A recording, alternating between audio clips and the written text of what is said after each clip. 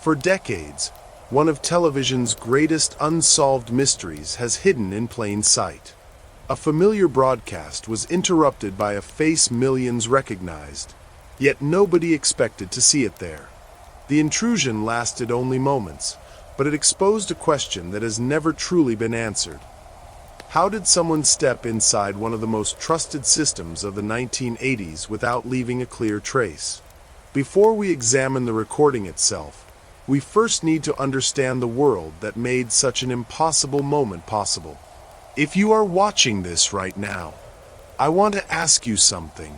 What really happened? Because every case you are about to hear has one thing in common. The investigation was closed, the file was sealed, and the truth was never found.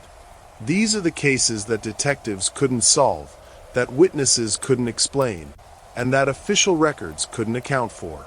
If you are someone who needs to know what really happened, you are in the right place. Subscribe to Unsolved Vault and join thousands of investigators uncovering the case's history left unfinished. Welcome back. This is Unsolved Vault, and today we open a case that was never meant to stay closed. Chicago settled into another ordinary autumn evening as countless living rooms filled with the familiar glow of television screens. News anchors spoke with practiced confidence. Local programs followed dependable schedules. Families finished dinner, adjusted antennas, or rested after long days, expecting nothing beyond the steady rhythm that television had quietly promised for decades. Across the city, invisible signals traveled from distant towers to waiting homes, carrying voices and images that seemed dependable enough to become part of everyday life without inviting a second thought. The experience of watching television in the late 1980s carried its own quiet character. A faint electronic hum mixed with distant traffic beyond closed windows. Soft light flickered across furniture, photographs, and tired faces. Commercial breaks arrived with familiar music that blended into household routines almost unnoticed. For many viewers, the television was less a source of excitement than a gentle companion, filling empty moments with comforting sound while the outside world slowly faded behind curtains and the passing evening. Yet hidden beneath this ordinary routine, another story was preparing to emerge. The broadcast continued exactly as expected until a brief disruption disturbed the smooth flow of images. At first, it seemed like nothing more than the sort of technical fault viewers occasionally accepted without concern. Then the interruption refused to correct itself. A strange face appeared where none belonged, replacing certainty with confusion so quickly that ordinary expectations dissolved before anyone had time to understand what they were witnessing. For those watching, the moment created an unusual feeling that lingered long after the picture returned. Television had always carried an unspoken promise that someone trustworthy controlled what appeared on the screen. That quiet belief suddenly felt fragile.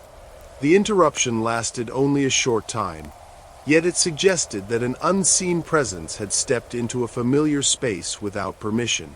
Decades later, that unsettling question continues to echo. Who entered that broadcast, and how did they vanish without leaving a clear answer? Long before the interruption became a mystery, television had earned a quiet place inside everyday life. It was more than a machine standing in the corner of a room.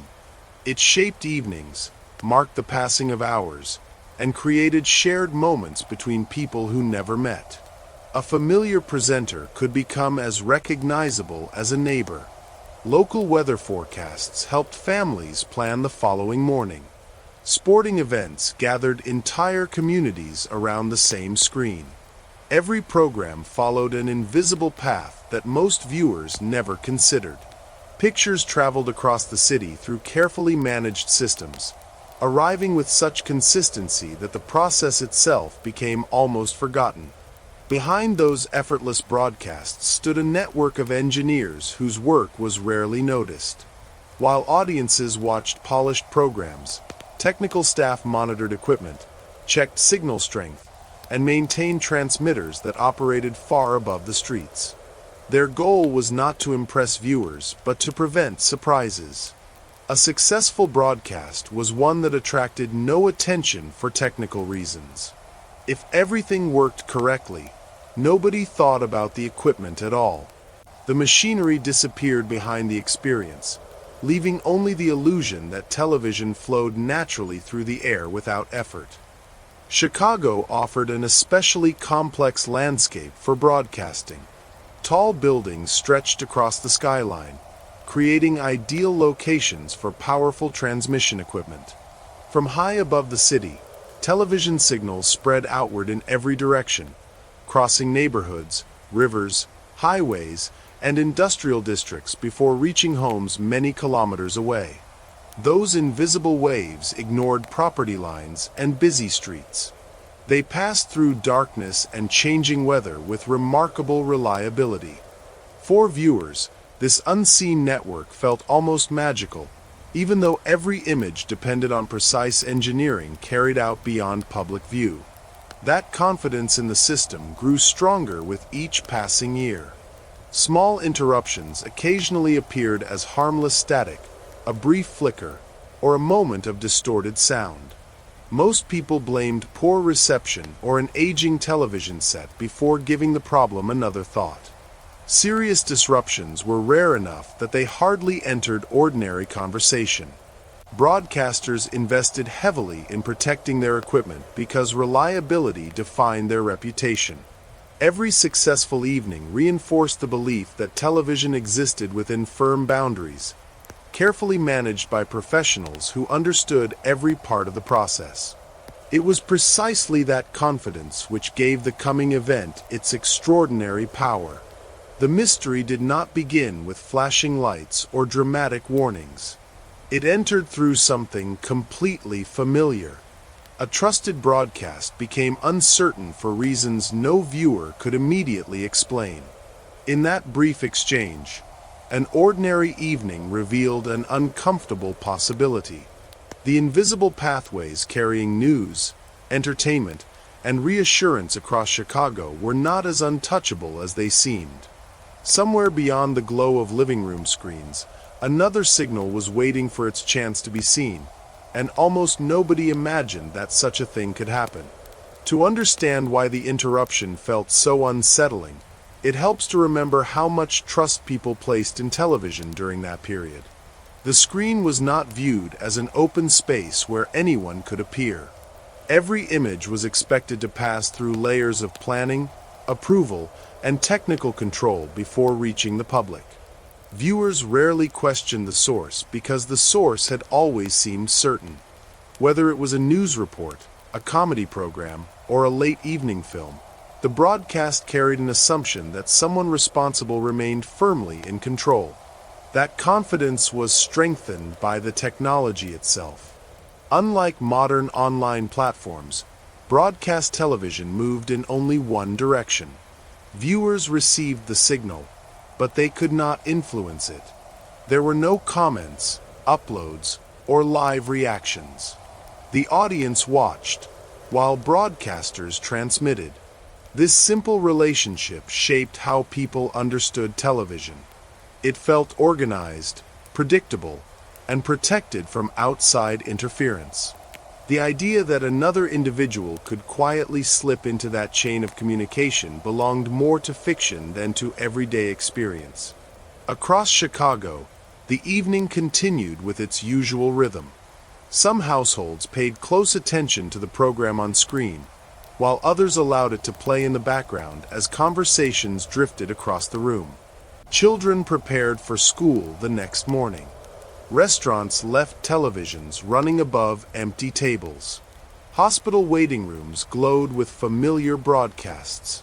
Office workers finishing late caught brief moments of local programming before heading home. Thousands of separate lives shared the same invisible stream of pictures without ever noticing the remarkable coordination required to deliver it. The people working inside television stations experienced the evening differently. Producers watched the schedule with careful attention. Engineers checked instruments that displayed signal quality. Directors counted the remaining seconds before commercial breaks and program changes. Every department relied on precise timing. A single mistake could affect thousands of viewers, so routine became a quiet discipline rather than an exciting challenge.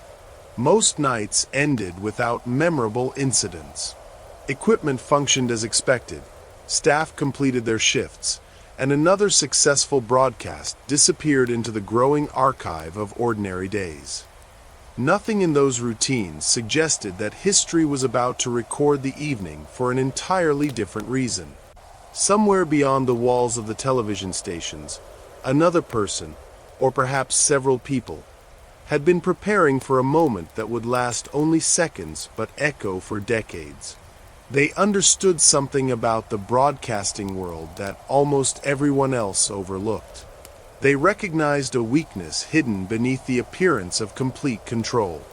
As viewers settled deeper into familiar routines and engineers monitored systems that seemed secure, two separate stories quietly moved toward the same point. One belonged to ordinary television. The other belonged to an unknown figure waiting just outside the picture, ready to replace certainty with one of broadcasting's most enduring mysteries. The transition itself would later become one of the most carefully examined moments in broadcast history. Those who studied recordings noticed how quickly familiarity gave way to uncertainty. There was no dramatic warning to prepare the audience. One moment carried the expected program, and the next presented something that did not belong. That sudden exchange unsettled viewers because it challenged an assumption they had never questioned. The interruption was not merely strange. It appeared to arrive with the confidence of an authorized broadcast, as though it had every right to occupy the screen. For many people, confusion arrived before fear. Some believed their television had developed a fault.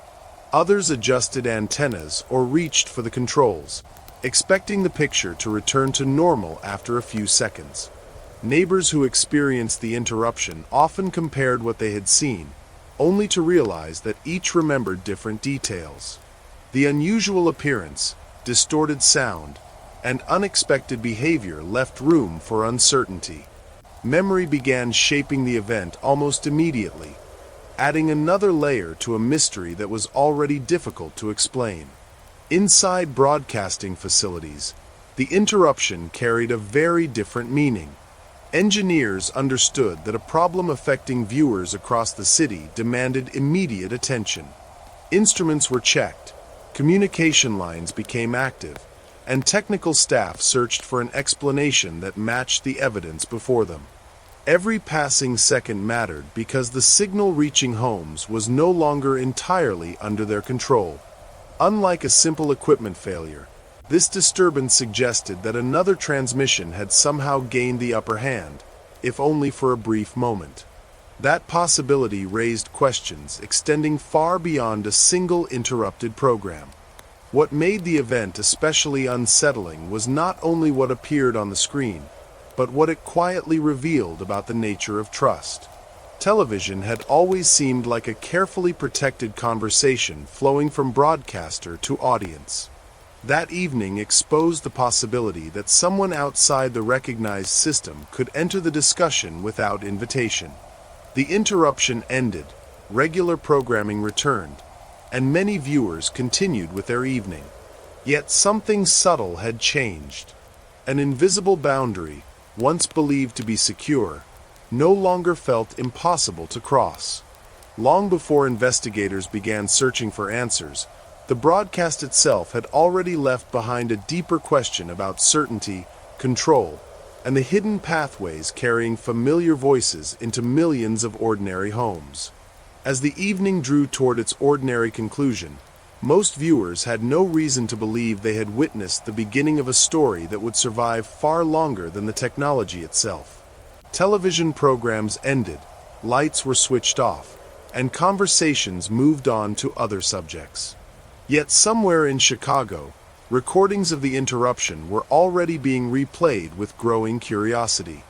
What had first appeared to be an unusual technical problem slowly began to reveal itself as something far more remarkable. Each viewing raised fresh questions while offering almost no dependable answers. In the days that followed, the event spread beyond the people who had seen it live. News reports described the strange interruption, while copies of the recording traveled from one station to another. Engineers examined the images for technical clues. Journalists searched for witnesses whose memories might explain the sequence of events. Viewers compared details they believed they had noticed during those brief moments. Some focused on the appearance of the mysterious figure. Others paid closer attention to the strange sounds and unusual background. Every observation seemed important, yet none brought the mystery significantly closer to resolution. The growing fascination revealed something unusual about human attention. Countless television broadcasts had filled the same airwaves before that evening, following familiar patterns that disappeared from memory almost as soon as they ended. This interruption followed the opposite path. It lasted only a short time, yet it refused to fade. Its uncertainty invited people to return again and again, searching for overlooked details hidden inside distorted images and fragmented audio. Instead of becoming clearer through repeated viewing, the recording seemed to grow more mysterious, encouraging fresh interpretations with every passing year. Perhaps that is why the Max Headroom hijacking continues to occupy such a unique place in broadcasting history. Many unsolved events leave behind damaged objects, missing records, or forgotten locations. This mystery left behind moving images. The evidence could be watched repeatedly, paused, enlarged, and analyzed from countless perspectives. Yet the identity of the person behind the mask remained hidden. Every frame appeared willing to reveal the truth, but each closer examination exposed only more uncertainty. The recording became less like an answer and more like a doorway leading into deeper questions.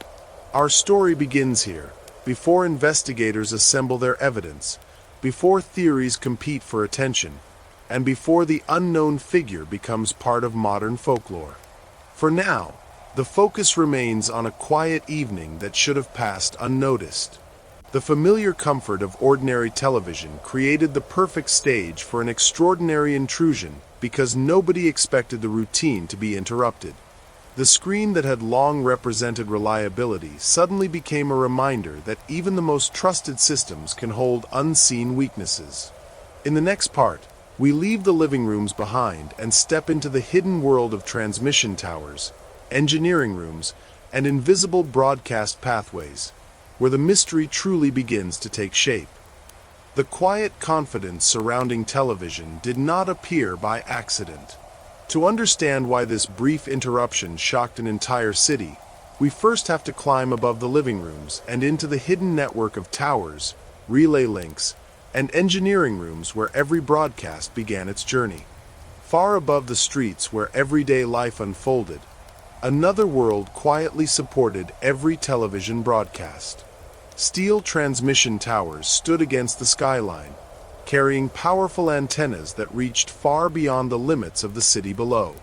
Nearby, microwave relay dishes pointed toward distant structures with careful precision, passing signals from one location to another. Most people noticed these installations only as shapes on the horizon, never considering that countless voices and moving images traveled through them before arriving inside ordinary homes each evening. The hidden network carried more than pictures. It carried the familiar sound of news presenters, the applause from studio audiences, and the music that introduced nightly programs.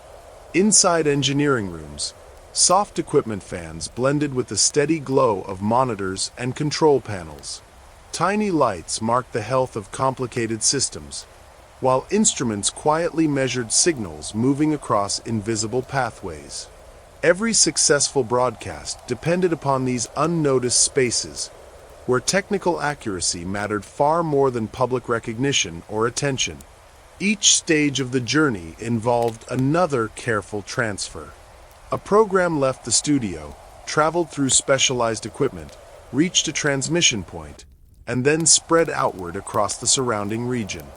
Along that route, engineers made adjustments, checked timing, and responded to changing conditions before small problems could become larger ones. The process looked effortless from a living room sofa, yet behind the screen, thousands of precise decisions quietly shaped every second that reached the audience across the city. Understanding this hidden landscape changes the mystery before it even begins. The interruption was never just about a strange figure appearing on television. It depended upon entering a carefully organized system built by experienced professionals and trusted for decades. That thought invites a different kind of curiosity. Instead of asking only who appeared on the screen, another question slowly comes into view. What unnoticed doorway existed within this vast network, waiting for someone patient enough and knowledgeable enough to discover it? The journey of a television signal began long before it reached the top of a transmission tower. Inside a broadcast station, cameras captured images that traveled through a chain of specialized equipment designed to preserve clarity and timing. Video and audio followed separate paths before being combined into a single broadcast signal. Every stage demanded careful calibration. A slight timing error could create distorted pictures or misplaced sound. Engineers watched these systems closely because the audience expected every program to appear smooth, even though an enormous amount of technical work remained hidden behind the screen. From the station, the signal often traveled by microwave relay rather than through ordinary cables. Large dish antennas, mounted on rooftops or elevated structures, pointed directly toward matching dishes many kilometers away. They exchanged focused radio beams through open air, carrying broadcasts across cities with remarkable speed. Each relay depended on precise alignment. Even a small shift in direction could weaken the connection. To someone passing below, these circular dishes looked like ordinary equipment. Yet they formed an invisible chain linking studios, transmission centers, and broadcast towers into one carefully coordinated system. The final destination was usually a high-powered transmission site. These towers transformed the incoming broadcast into a signal strong enough to cover an entire metropolitan area. Powerful transmitters pushed television waves across neighborhoods, suburbs, highways, and open countryside. Home antennas received those signals and converted them back into moving pictures and sound. The entire process happened in fractions of a second. For viewers, it felt immediate. They pressed a button, and the program appeared. Few imagined the remarkable distance that signal had traveled before arriving in the quiet comfort of a living room. This remarkable efficiency created an unexpected illusion. Because television worked so reliably, most people assumed the system was nearly impossible to disturb. Broadcasters certainly worked toward that goal. Backup equipment waited in case primary systems failed. Regular maintenance reduced the chance of unexpected faults. Technical staff rehearsed emergency procedures for storms, power failures, or equipment malfunctions. Every layer of protection reflected years of experience and careful planning. Reliability was not accidental. It was the result of thousands of hours spent preventing problems that viewers would hopefully never notice. Yet every complex system carries boundaries that are not immediately obvious. A network may appear secure while depending upon countless individual components working together at exactly the right moment. Transmission towers, relay paths, receiving equipment, and control rooms all performed their own roles with impressive consistency. But consistency is not the same as perfection. Somewhere within that carefully organized chain, there existed a point where knowledge, timing, and determination could outweigh expectation. The people responsible for building the network understood its strengths better than anyone. The unknown individual behind the future hijacking may have understood something else entirely. They recognized that even the strongest signal must pass through the physical world, and the physical world always leaves behind possibilities that others overlook. The people who maintained these broadcast systems developed a routine built on precision rather than drama. Their work often unfolded behind locked doors, far from television studios and public attention. Shift changes were carefully timed, equipment logs were updated throughout the day, and signal readings were checked against expected values. A quiet control room could appear uneventful to an outsider, yet every display represented a constant conversation between machines spread across the city.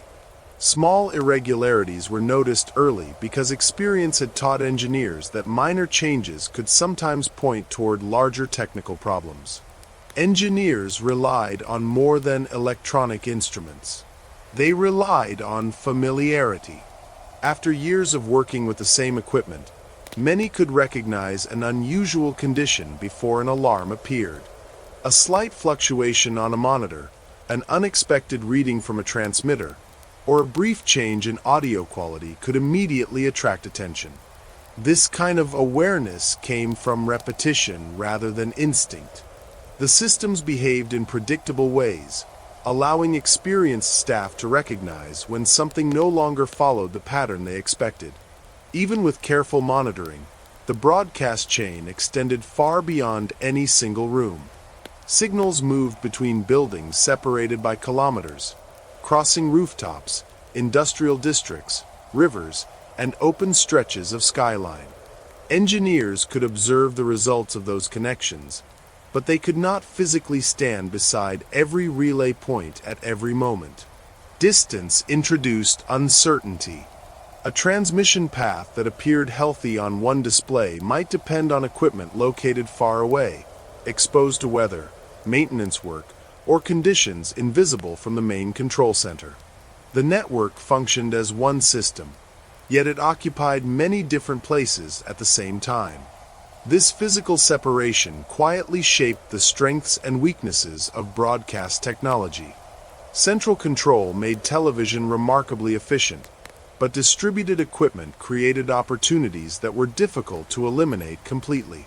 Every microwave relay depended on clear alignment. Every transmitter relied on uninterrupted input. Every receiving system assumed that the incoming signal was the correct one. Those assumptions usually held true because the network had been designed by skilled professionals following established engineering principles. Yet assumptions are not barriers. They are expectations built from years of successful operation. Viewed from this perspective, the future hijacking begins to feel less like an impossible act and more like an extraordinarily difficult one. Success would have required more than curiosity or boldness. It demanded technical understanding, careful preparation, and an awareness of how broadcasts moved through the city beyond the view of ordinary audiences. Whoever planned the intrusion was not working against magic. They were working against engineering. That distinction matters because it shifts the mystery away from chance and toward knowledge. The unknown figure did not stumble into the broadcast by accident. They appeared to understand that every sophisticated system, no matter how reliable, ultimately depends on physical pathways that someone determined enough might learn to navigate. The towers themselves became quiet landmarks, visible from great distances yet understood by very few. Rising above office buildings and neighborhood streets, they served as the final voice of the broadcasting system. Powerful transmitters occupied carefully protected spaces near their summits, sending television signals across the region with remarkable reach. Every hour of every day, these structures repeated the same essential task. They accepted carefully prepared broadcasts and projected them outward with enough strength to reach countless homes, where the technology behind the process disappeared behind ordinary entertainment. Access to these locations was tightly controlled. Locked gates, restricted rooms, and authorized personnel protected equipment that represented years of investment and technical planning. Visitors rarely entered these facilities, and when they did, every movement was guided by safety procedures. High-power transmitters generated intense energy that demanded respect, while sensitive electronic systems required stable conditions to perform accurately. To outsiders, a transmission site might appear quiet and almost empty.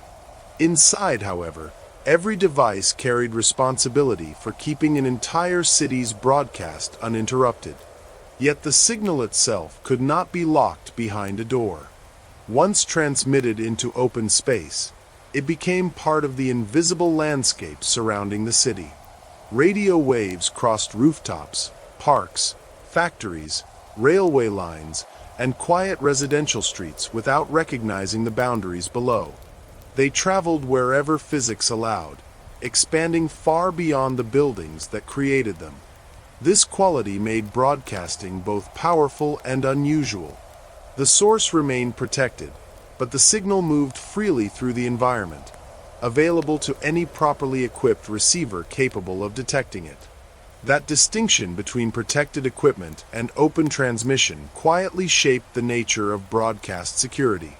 Engineers could secure buildings, maintain machinery, and monitor performance, but they could not place physical barriers around the signal after it entered the air.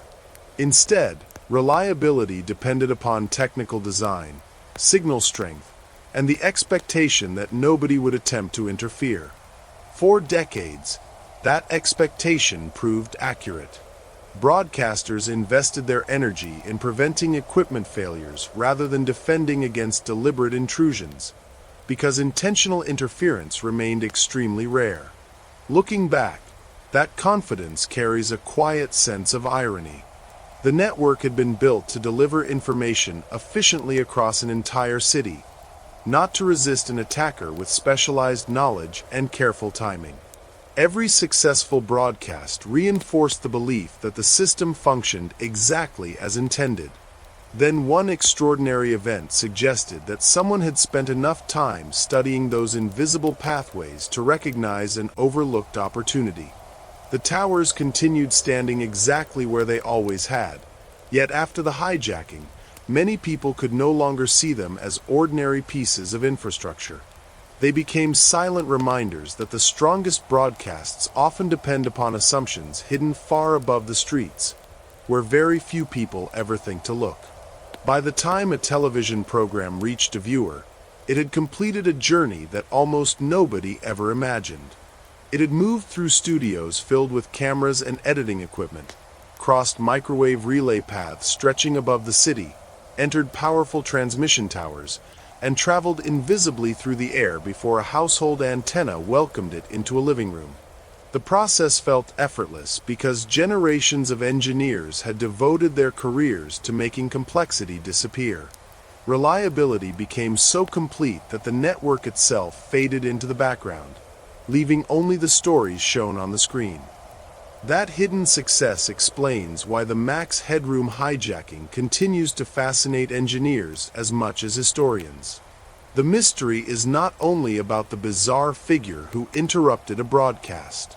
It is also about the remarkable system that made the interruption possible. Every investigation eventually returns to the same question. Where along this carefully managed chain did another signal gain enough strength to replace the authorized one? The answer has never been confirmed, yet the search has revealed just how sophisticated broadcast technology had already become by the late 1980s. Perhaps the greatest lesson lies in the contrast between appearance and reality. From a distance, television looked simple. A viewer pressed a button, selected a channel, and expected familiar voices to appear. Behind that effortless experience stood an interconnected world of transmitters, relay stations, monitoring equipment, engineering decisions, and physical laws governing the movement of radio waves. Most evenings, that hidden world performed perfectly, asking for nothing except quiet trust from the audience. It succeeded so well that almost nobody questioned how the pictures arrived. The unknown hijacker seemed to understand that invisible landscape in a way few outsiders ever did. Whether acting alone or with help, whoever planned the intrusion appeared to recognize the practical limits of the broadcasting system rather than its public image. They were not challenging the programs themselves. They were challenging the pathways carrying those programs across the city. That difference transformed a brief interruption into one of broadcasting's greatest unsolved puzzles, because it suggested careful preparation instead of random mischief. As we leave this hidden network behind, the mystery begins to take on a different shape. The broadcast system was no longer an abstract collection of towers and equipment. It had become the stage upon which an unknown individual would eventually step into public view. Before investigators searched for suspects, before theories spread across newspapers and later across the internet, one strange image captured the attention of an entire city.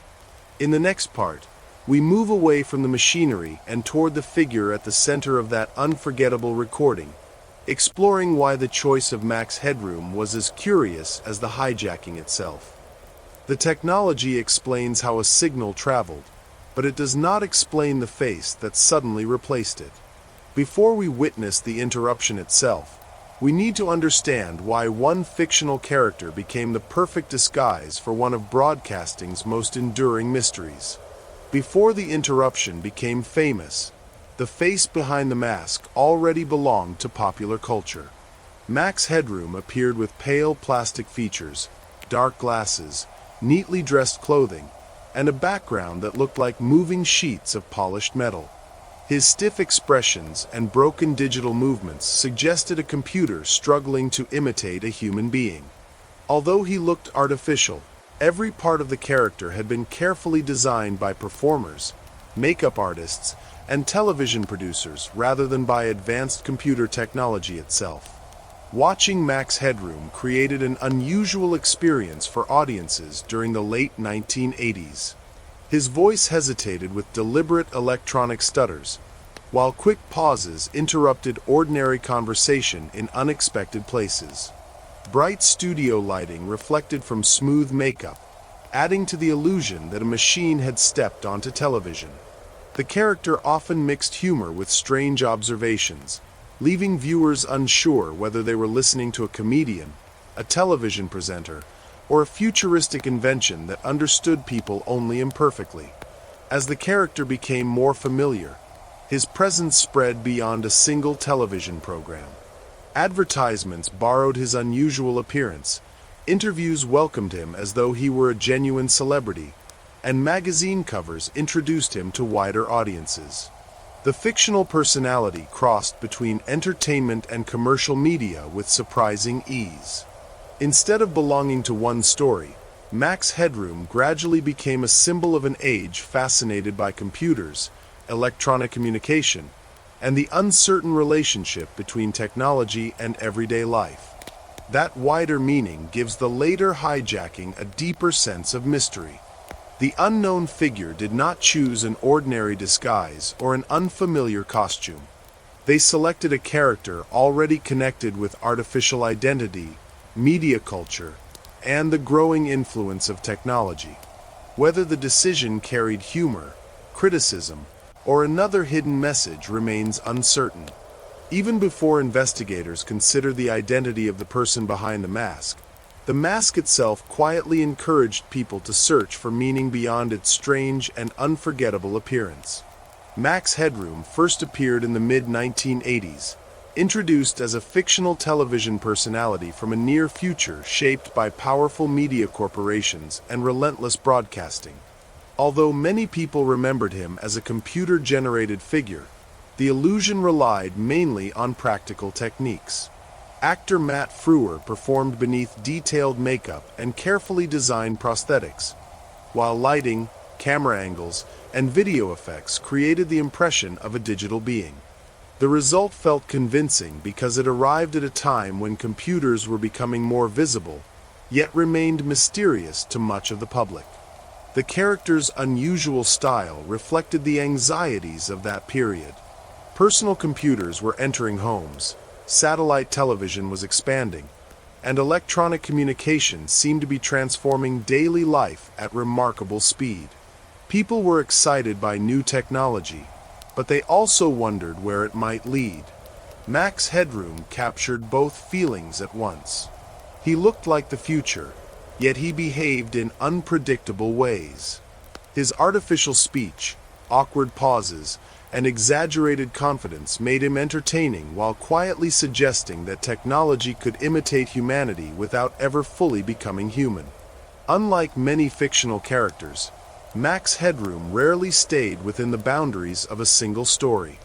He appeared in television dramas, music programs, commercials, interviews, and promotional events, often speaking directly to audiences as though he genuinely existed. This unusual flexibility blurred the line between fiction and reality. Viewers understood that he was a performance, yet television presented him with remarkable confidence. The medium itself seemed willing to treat an invented digital personality as another familiar face appearing between news reports, advertisements, and entertainment. That relationship with television gave the character an unusual authority. Max Headroom belonged to the screen more naturally than almost anyone else. He represented broadcasting while also making fun of it. His humor often targeted advertising, celebrity culture, and the endless demand for attention that surrounded modern media. Instead of rejecting television, he exposed its habits through satire. Audiences laughed because the criticism arrived disguised as entertainment rather than direct argument. Seen through that lens, the later hijacking takes on another layer of significance. The unknown intruder did not interrupt television while pretending to be an ordinary person. They borrowed the identity of a character whose entire existence revolved around questioning television itself. That decision transformed the interruption into something more complex than a random prank. It suggested awareness of popular culture and an understanding of symbolism that extended beyond technical skill. Long before anyone examined the strange words spoken during the hijacking, the choice of disguise had already become part of the message. It invited viewers to wonder whether they were witnessing simple mischief, a private joke, a piece of performance art, or a carefully staged comment on the medium that had unexpectedly surrendered its own screen. The visual design of Max Headroom was deliberately artificial, and that choice became one of the character's greatest strengths. His slicked-back appearance, rigid posture, and sharply defined features never attempted to imitate an ordinary television presenter. Instead, everything about him suggested an unfinished version of humanity, polished on the surface but strangely mechanical beneath it. The metallic background reinforced that impression, creating the illusion that he existed inside a computer rather than within a physical studio. Viewers recognized the effect immediately, even if they could not explain how it had been created. His speech added another layer to the illusion. Sentences paused unexpectedly, familiar words broke apart, and certain sounds repeated before continuing. These interruptions were carefully performed rather than caused by technical limitations. They encouraged audiences to imagine a machine struggling to process ordinary conversation. Yet beneath the hesitation remained a confident personality capable of sharp humor and quick observations. The contrast between mechanical delivery and human wit made the character memorable. He sounded almost believable as an artificial intelligence, while remaining unmistakably the work of talented performers. Television audiences responded because Max Headroom reflected a growing fascination with technology that had not yet become ordinary. Home computers were appearing on desks, video games were becoming increasingly sophisticated, and digital graphics promised a future unlike anything viewers had previously known. Many people encountered these developments with equal measures of excitement and uncertainty. Max Headroom stood at the center of that cultural moment. He represented a future that felt close enough to imagine but distant enough to remain unpredictable. His popularity grew because he transformed complicated ideas about technology into a single unforgettable face.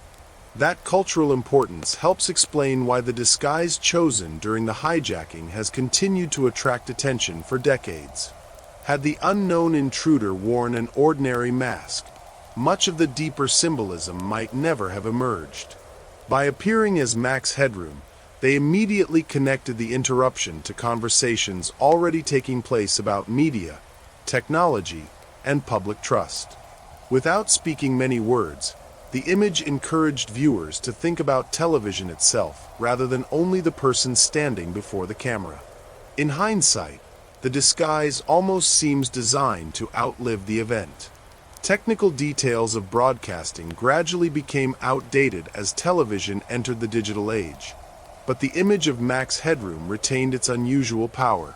New generations encountering the recording often recognize the character's unsettling appearance before learning anything about the hijacking itself. That lasting visual identity has helped preserve the mystery in public memory. The unknown figure borrowed a fictional face that already questioned the relationship between people and technology, making the interruption feel less like an isolated incident and more like a strange reflection of the era that produced it. There was another reason the choice of Max Headroom felt so unusual. The character already carried an identity built around interruption. He often spoke over expectations rather than following them. His humor depended on awkward pauses, broken rhythm, and remarks that seemed to arrive from unexpected directions. Audiences accepted these qualities because they belonged to the fictional personality. When that same face suddenly appeared inside an unauthorized broadcast, the familiar style became deeply unsettling. The character no longer seemed confined to entertainment. He appeared to have crossed into a place where he was never meant to exist. This strange overlap blurred the boundary between fiction and reality. Television had introduced Max Headroom as an invented media figure, yet the hijacking placed that invention inside a genuine live broadcast. Viewers watching in real time had no opportunity to separate performance from intrusion. They recognized the face, but the situation surrounding it felt entirely wrong. The disguise created immediate confusion because it borrowed something familiar while placing it in an impossible setting. That contrast gave the interruption an emotional weight that an unknown costume might never have achieved. The choice also reflected the culture of the late 1980s in subtle ways. Television personalities often became larger than the programs that introduced them. Advertising campaigns, interviews, and entertainment shows blended together until fictional characters could appear almost anywhere. Max Headroom represented that flexibility better than most. His image traveled easily between comedy, marketing, science fiction, and popular culture. By selecting such a widely recognized figure, the unknown hijacker ensured that the broadcast would capture attention before anyone had time to understand what was happening. Even decades later, people discussing the incident often begin with the disguise rather than the technical achievement. They remember the dark glasses, the pale face, and the metallic background long before recalling the details of the interrupted programs. The image became the defining symbol of the mystery because it condensed several ideas into a single unforgettable moment. It suggested technology, satire, performance, and disruption all at once.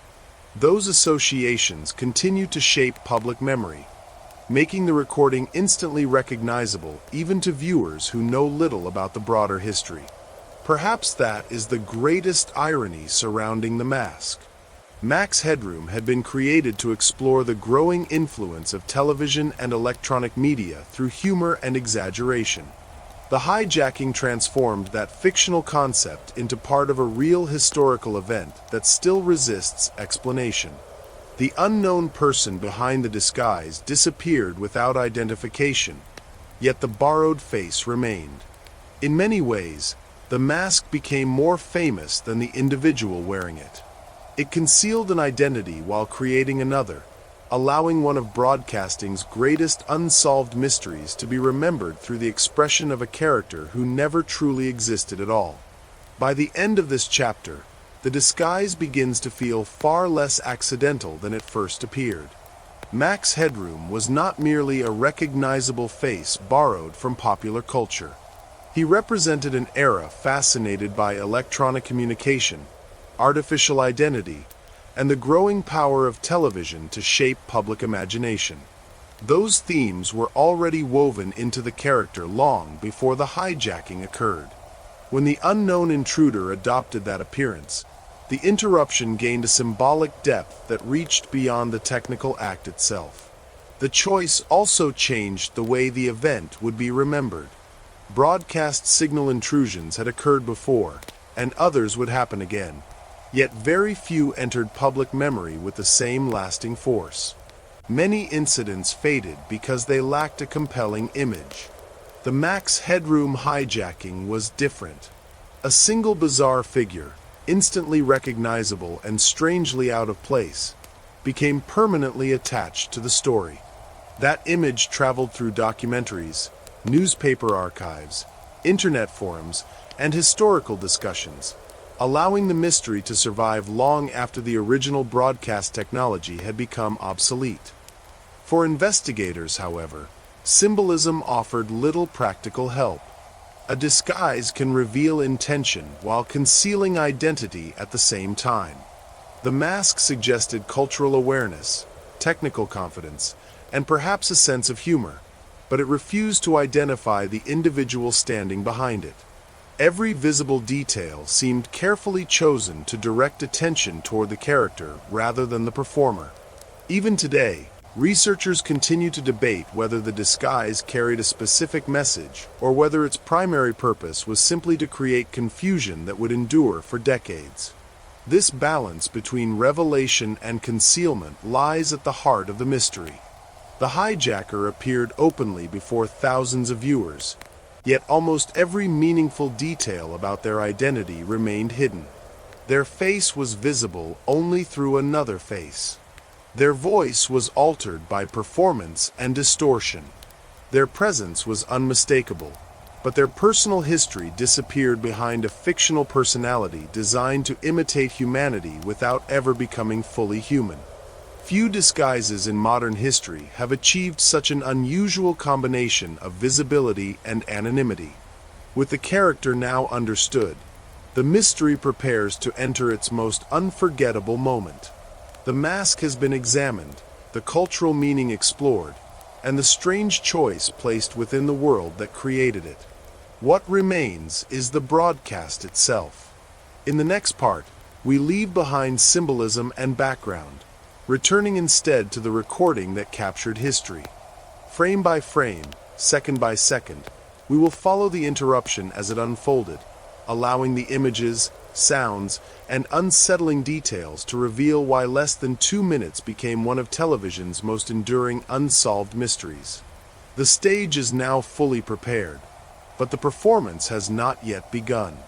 In the next episode, releasing in 48 hours, we finally step into the hijacking itself, examining the strange broadcast frame by frame as investigators begin searching for answers that remain elusive to this day.